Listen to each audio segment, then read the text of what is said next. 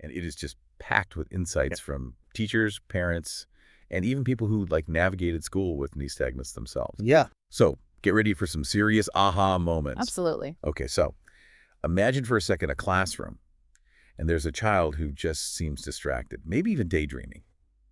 But what if they're actually struggling to see the board? Or maybe they turn their head to see better, and they get labeled as not paying attention. That's the reality for a lot of kids with nystagmus. Yeah, it is. Now, you probably know nystagmus involves those involuntary eye movements, Hmm. sometimes called wobbly eyes, but it goes way beyond that. Oh, for sure. It impacts learning, social interaction, everything. It really does. So to help unpack all of this, we've got our expert here who's really dug into this guide. Yeah, and one of the most important things I think this guide does is it busts this myth that a standard eye chart tells us everything about a child's vision, especially with nystagmus, visual acuity, like how clearly they see on that chart. It just doesn't reveal the full picture. Because it's not just about how well they see at one moment? Exactly. All right. Like imagine a child who they see the board perfectly in the morning, but by the afternoon, they're struggling. Or they can read their book up close, but the board across the room is a blur.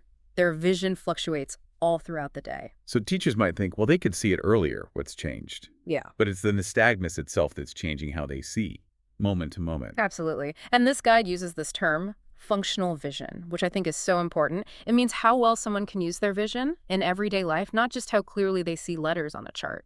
And with nystagmus, functional vision can vary a lot. That makes total sense. Yeah. It's like you might have 20/20 vision, but if you get tired easily or have trouble focusing, that impacts your ability to actually use your vision. Yeah, absolutely. Now, this guide doesn't just stop at the visual challenges. It also dives into the social and emotional side of nystagmus, which I think could be even more impactful. Oh, absolutely. Yeah. Children with nystagmus often, they get misjudged. They might be seen as inattentive or clumsy or they're not trying hard enough. But it's the nystagmus that's making it difficult to see, to focus, to move their eyes smoothly. And the guide is full of quotes from adults who grew up with nystagmus. And their experiences are heartbreaking, like kids holding contests. To see if they can get them to keep their eyes still. Just awful. It's really tough. And those kinds of experiences have a real impact on a child's self-esteem. Imagine feeling like you're constantly being judged for something you can't control. It can lead to them withdrawing, avoiding activities they might enjoy. It's really tough. So we've got these visual challenges, and then the social and emotional layers on top of that. It paints a pretty bleak picture, doesn't it? It can. But the good news is this guide doesn't leave us hanging. It offers a ton of practical solutions, a lot of them surprisingly simple. Okay, so let's shift gears to those solutions, because I am all about feeling empowered, Yeah. not just overwhelmed by the problems. What are some things that stood out to you Yeah. as surprisingly doable? Well, one that surprised me was the emphasis on a tidy classroom. It seems so basic, right? But for a child with nystagmus, clutter creates this extra visual noise that's really hard to process. Makes sense. If your brain is already working overtime to make sense of what you're seeing, extra visual information is just going to overload the system. Exactly. And along those same lines, the guide talks about clear labeling on everything so the child doesn't have to strain to see what's what. And even things like turning chairs away from bright light to reduce glare. Simple changes that can make a huge difference. And these aren't expensive high-tech solutions. It's about awareness and thoughtfulness, really. Speaking of solutions. The guide also mentions something called an Education, Health, and Social Care Plan, or EHC plan, which is previously known as a statement of SEN. It sounds like a pretty big deal. When it comes to getting a child the right support. Oh, absolutely. These plans they're legally binding documents that detail the support a child needs to thrive in school. And what's really important here is understanding that they're not just for kids. With learning disabilities, visual impairments like nystagmus, that significantly impact learning, qualify too. So it's like an official recognition that coping isn't enough. A child with nystagmus deserves the chance to truly succeed, just like their peers. Exactly. And the guide includes stories from parents who fought for these plans for their children, sometimes facing pushback or misunderstanding. But when they're in place, they can be truly transformative. Now, this is where we might need to do a little explaining for our listeners outside the UK, right? Yeah. Because these plans are specific to the UK education system, and it might be helpful to understand how they work. Yeah, good point. So essentially an EHC plan. It outlines a whole range of potential support. Things like specialist teaching, assistive technology, accommodations for exams, even changes to the physical classroom environment. And it's tailored to the specific needs of the child, not a one-size-fits-all approach. So it's not just about sticking a kid in the front row and calling it a day. It's about really understanding what that specific child needs to access learning and participate fully. Exactly. And the guide emphasizes that getting an EHC plan is a collaborative effort between parents, specialists like ophthalmologists or vision therapists, and the school itself. Okay, so it sounds like these plans are a really powerful tool, but there's also this element of advocacy involved. Parents need to be informed and ready to push for what their child needs. That's right. Knowledge is power. And understanding what support is available is the first step.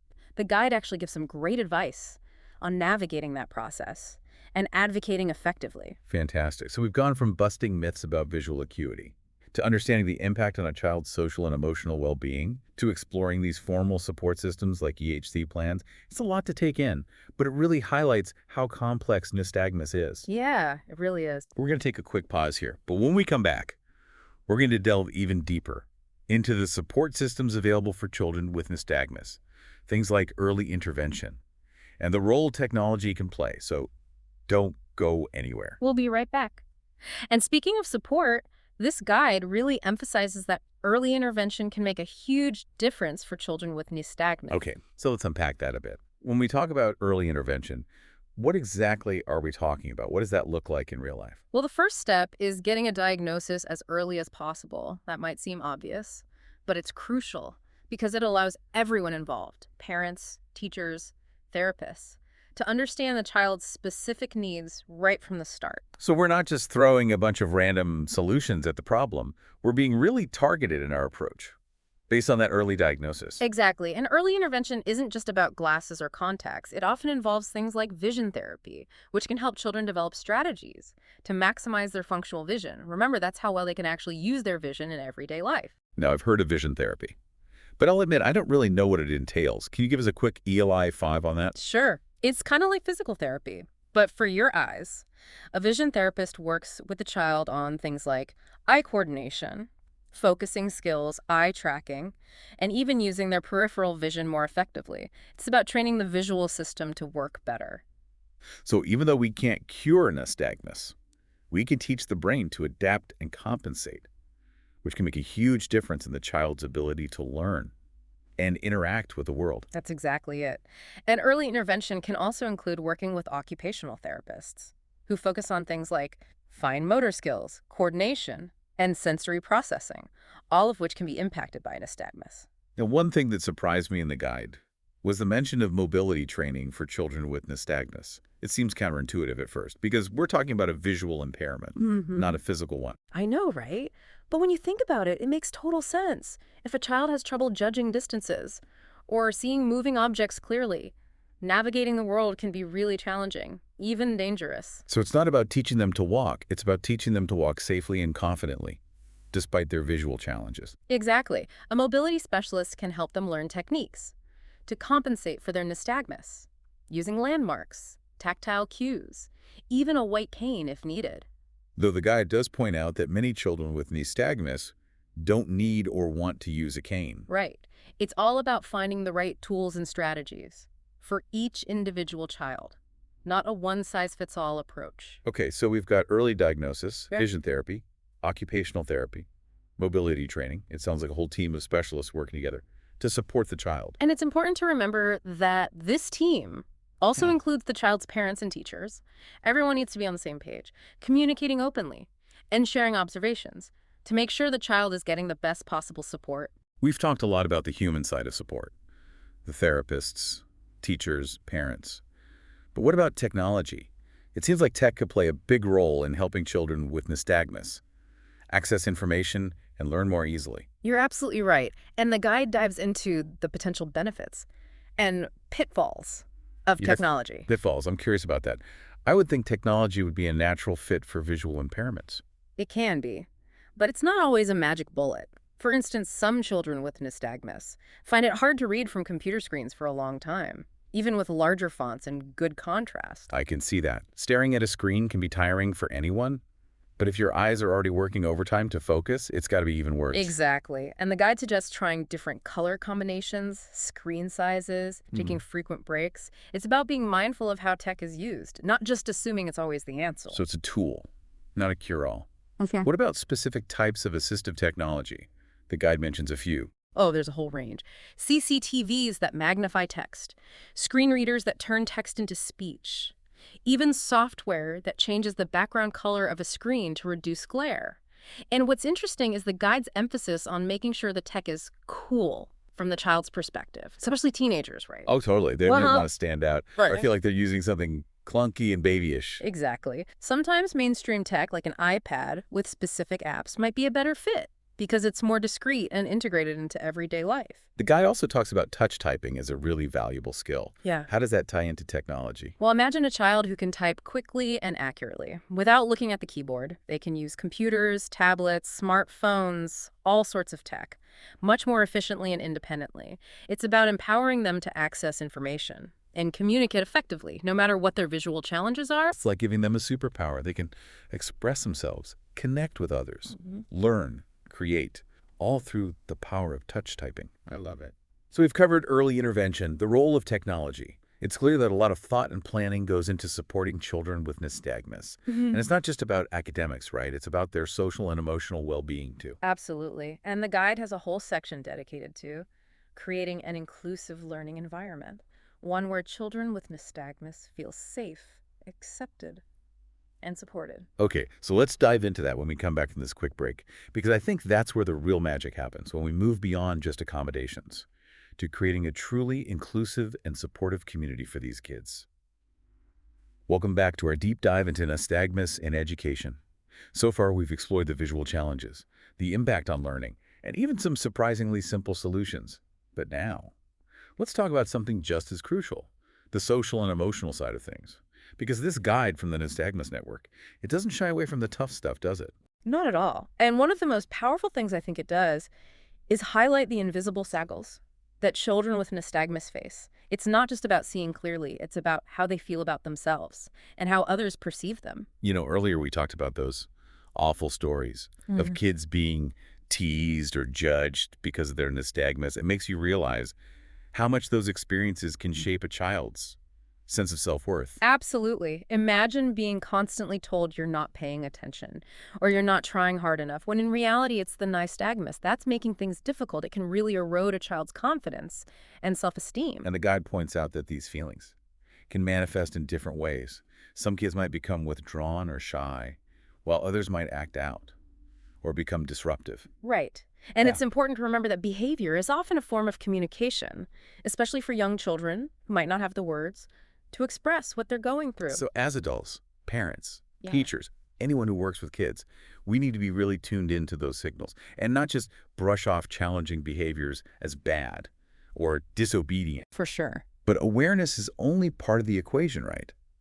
What are some things we can actually do to help children with nystagmus Yeah. build resilience and cope with those emotional challenges? Well, the guide emphasizes the importance of creating a supportive and understanding environment where children feel safe to talk about their experiences and express their feelings without judgment. And that goes for everyone in the child's life, right? Yes. Parents, Yes. teachers, classmates, everyone needs to be on board. Exactly. And active listening is so important here, really hearing what the child is saying, acknowledging their feelings, and letting them know they're not alone in this. And I love that the guide doesn't stop at just listening and validating. It also talks about empowering children to advocate for their own needs. Yes. Teaching them how to explain their condition to others, how to ask for help when they need it, how to stand up for themselves if they're being treated unfairly. Yeah, these are skills that'll serve them well throughout their lives, not just in school. It's about equipping them with the tools to navigate a world that isn't always going to be understanding or accommodating.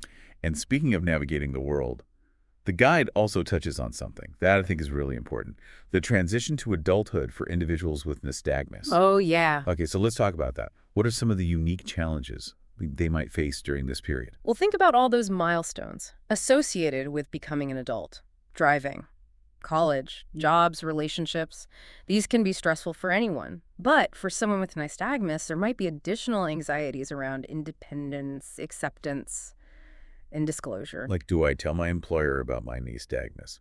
Will it affect my chances of getting hired? Or will my date think I'm weird Mhm. because my eyes move differently? Those are tough questions. And the guide acknowledges that some individuals with nystagmus might avoid activities or situations where their condition could be perceived as a limitation. It's understandable, right? We live in a society that often values physical perfection. And it can be hard to feel confident when you don't fit that mold. It is, but the message here is about challenging those societal norms and helping individuals with nystagmus see themselves as capable and worthy, regardless of their visual differences. About shifting the focus Mm. from limitations to possibilities, right? Exactly. What they can do, not what they can't.